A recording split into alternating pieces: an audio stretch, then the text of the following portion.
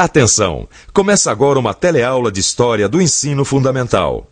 Você vai assistir a teleaula de número 12. Bons estudos!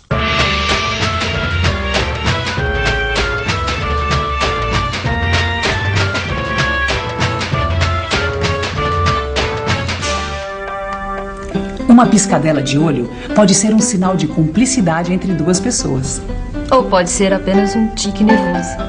O que faz a diferença é a cultura compartilhada entre quem deu a piscadela e quem viu a piscadela. É a cultura compartilhada que permite a comunicação entre as pessoas.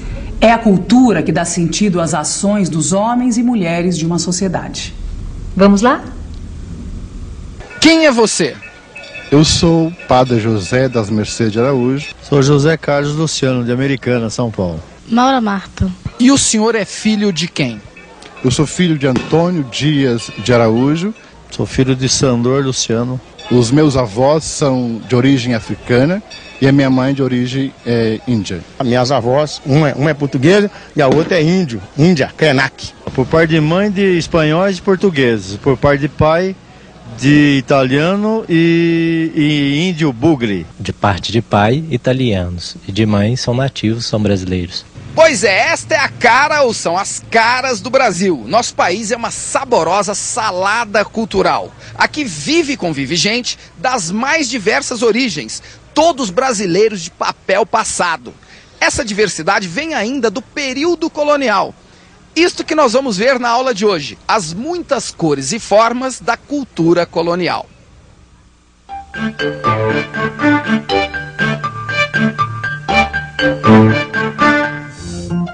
Os portugueses, assim que chegaram ao Brasil, mandaram rezar uma missa. Olha lá, os portugueses rezando e os índios olhando. O que será que os índios acharam daquela missa? Ora, o que os índios acharam daquela missa exatamente eu não sei. Mas posso dizer, de acordo com a carta de Pero Vaz de Caminha, que a atitude dos índios foi, diante dessa cerimônia, em parte de estranhamento, em outra parte de um certo até encantamento, né, com o que viram, né? Não com o cristianismo, que não conheciam nem poderiam conhecer, mas com os portugueses, o tipo físico dos portugueses, as suas roupas, espadas, né? A tal ponto foi esse encantamento nos primeiros tempos que os indígenas acabaram vendo nos portugueses figuras especiais de sua própria cultura. Chamaram os portugueses de caraíbas, que não deixava de ser uma homenagem, porque caraíbas, né, Caraíba ou Pajé-Açu, era o nome que se dava a um sacerdote especial da cultura tupinambá. Um sacerdote que tinha o dom, segundo criam os índios, de se comunicar diretamente com o mundo dos mortos, com os parentes falecidos, né? E a variedade de culturas não para nos portugueses e nos índios. Havia também os povos de origem africana. E a cultura dos africanos não tinha nada a ver com a dos portugueses. Eram outros deuses, outras danças, outras línguas, enfim, era tudo diferente. A Igreja Católica da época achava que a cultura africana não passava de feitiçaria, selvageria e superstição. Bem que os colonizadores portugueses tentaram sufocar a cultura dos índios e dos negros, mas eles se esqueceram de que cultura é algo que está em toda parte. Aliás, o que é a cultura de um povo? Cultura é uma manifestação do sentimento da alma de um povo. E pode ser também se manifestado através de uma religiosidade. Cultura é música, é tudo de bom do que nós temos aqui. Comida também é cultura, né? A maneira de você fazer uma alimentação eu considero como uma cultura. Religião é cultura? Religião é. O encontro da religião indígena com a africana, mais o catolicismo dos portugueses, marcou as várias expressões de religiosidade popular no Brasil colonial. O que toda essa gente tinha em comum era o desejo de louvar com muita festa seus santos e deuses. Desde o século XVI, as festas religiosas eram um grande acontecimento na vida do povo. Ali, todos se encontravam, faziam amigos, arrumavam namorados. Quem vivia isolado nas áreas rurais não perdia essa oportunidade de ter vida social. Mas foi no século XVIII, com a mineração, que as festas ganharam brilho, pompa e todo o luxo possível. Se a gente olhar com atenção o caso do Brasil, a gente vê que a grande marca da aventura portuguesa no Novo Mundo é justamente a mistura de culturas. Se não fosse assim, a cultura brasileira seria idêntica à cultura portuguesa. E não é desse jeito. O fato é que a nossa cultura é resultado da mistura das culturas dos portugueses, dos índios e dos negros africanos. Sabe de uma coisa? Eu tenho a impressão de que os índios e os negros sofreram uma barbaridade no período colonial. Você não acha? Eu acho, amiga. Mas é bom lembrar que a vida dos portugueses também não era nenhuma moleza, não. Ah, que isso? Eles não eram nobres, viviam de papo pro ar, né? De jeito nenhum, amiga. A maioria dos portugueses que veio pro Brasil era gente pobre, sem eira nem beira.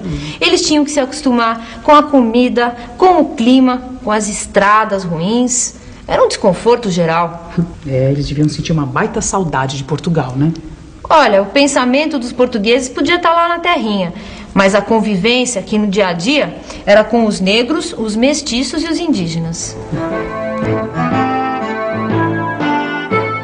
Foi assim no dia a dia da colônia que as culturas indígenas e africanas se misturaram com a portuguesa para formar uma cultura nova. Uma cultura característica do período colonial com muitas cores e formas. Nessa mistura de muitas cores e formas, os índios contribuíram com suas lendas e costumes. Ainda hoje, essas lendas estão por aí espalhadas e modificadas, como a história do Saci Pererê, por exemplo. Ou temperadas pela mão africana, como as canjicas e os munguzás. Dos africanos vieram ainda as danças, o ritmo e também a religião. Com a influência portuguesa, elas viraram as festas de São João, os reisados, os maracatus, capoeiras, sambas, macumba e poesia de cordel. Os chocalhos e flautas indígenas se juntaram aos tantãs e atabaques africanos e às violas e cavaquinhos portugueses para executar a música popular, esse grande patrimônio da cultura brasileira. Essa mistura de elementos de culturas diferentes a gente chama de sincretismo. Um outro exemplo da mistura de influências na cultura colonial foi o chamado Barroco Mineiro ou Barroco Brasileiro. Seu maior representante foi Antônio Francisco Lisboa, conhecido como Aleijadinho, o autor dessa obra aqui.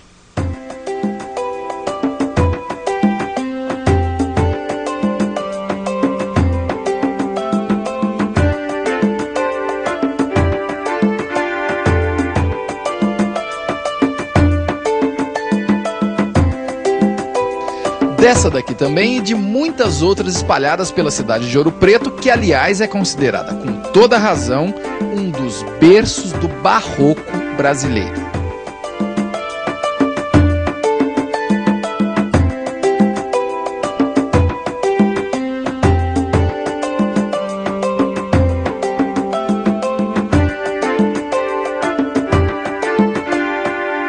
Este gosto pelo brilho, pelo luxo, pelos adornos que a gente vê aqui nas igrejas de Ouro Preto é uma das características do barroco e também de nossa cultura colonial. O barroco é uma forma muito importante de arte, ligada à religião, que surgiu no Brasil durante o período colonial.